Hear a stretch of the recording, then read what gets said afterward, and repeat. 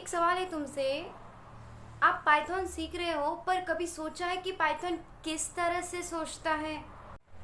हम कोड लिखते हैं, पर कंप्यूटर उस कोड को समझता कैसे है? आज का वीडियो अगर आपने समझ लिया ना, तो सिर्फ कोडिंग नहीं करोगे आप लोग उस कोडिंग को फील करोगे। So welcome to engineering with Aanchal. और देखो, सच बोलो तो 90% स्टूडेंट इसीलिए भी फेल होते हैं क्योंकि वो कोड को समझते नहीं है, रटते हैं। और इसीलिए आज मैं आपको टॉपर नहीं बनाना चाहती, मैं बस आपको एक समझदार कोडर बनाना चाहती हूँ, ठीक है? आज हम देखेंगे पाइथन अंदर से कैसे काम करता है, वेरी सिंपल लैंग्वेज में। तो चलिए स्क्रीन पे चलते हैं। कोड में जाएंगे, एक फोल्डर बनाएंगे और उसमें एक फाइल बनाएंगे, जिस तरह से हम हमेशा करते आए हैं उसी तरह से, ठीक है? ओपन फोल्डर, और मैं फोल्डर का नाम यहाँ पे कुछ ऐसे दे देती हूँ, python2.py। और मैं इसको सिलेक्ट करूंगी अभी, और यहाँ पे मुझे फाइल बनानी है। बिना फाइल का कुछ नहीं होता है, इसीलिए python2.py। अब ये ओपन हो गया है। अब मैं यहाँ पे सिंपली आपको एक एग्जांपल बता रही हूँ। अब मैं यहाँ पे लिखूंगी x equals to 15, enter y equals to 25। अब पाइथन में देखा आपने x इक्वल्स टू 15, इसका मतलब क्या है? इसका मतलब कंप्यूटर मेमोरी में बॉक्स बना रहा है और उसका नाम हमने x रखा है, और उसमें हमने वैल्यू डाली है। क्या डाली है? 15 डाली है। उसके बाद में सेम प्रोसेस क्या हो रहा है? y भी, y इक्वल्स टू 10, एक और बॉक्स वैल्यू जिसमें हमने 25 डाली है। अब आता है print X Y, print bracket x plus Y. अब ये एडिशन हो रहा है, ठीक है? पाइथन क्या करेगा? इसको x की वैल्यू उठाएगा और y की वैल्यू उठाएगा। x की वैल्यू 15 उठाएगा, y की वैल्यू 25 उठाएगा, दोनों को ऐड करेगा। क्योंकि मैंने यहाँ पे प्रिंट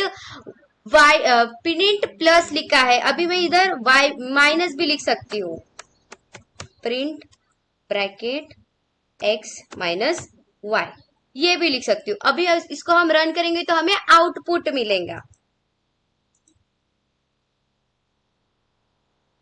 आपने यहाँ पे देखा आउटपुट में, यहाँ पे प्रिंट हुआ पहले 15 प्लस 25 इक्वल्स टू 40, और हमें इसका माइनस भी, मतलब मल्टीप्लीकेशन भी मिला, सॉरी सब्ट्रैक्शन भी मिला। सब्ट्रैक्शन में क्या मिला? -10 मिला। पहले यहाँ पे एडिशन हुई, यहाँ पे मल्टीप्लीकेशन हुआ। अब मैं आपको एक पावरफुल कॉन्सेप्ट बताती हूँ। पाइथन एक इंटरप्रेटर लैंग्वेज है। मतलब क्या? तुम एक लाइन लिखोगे और पाइथन उसको तुरंत एग्जीक्यूट करेगा।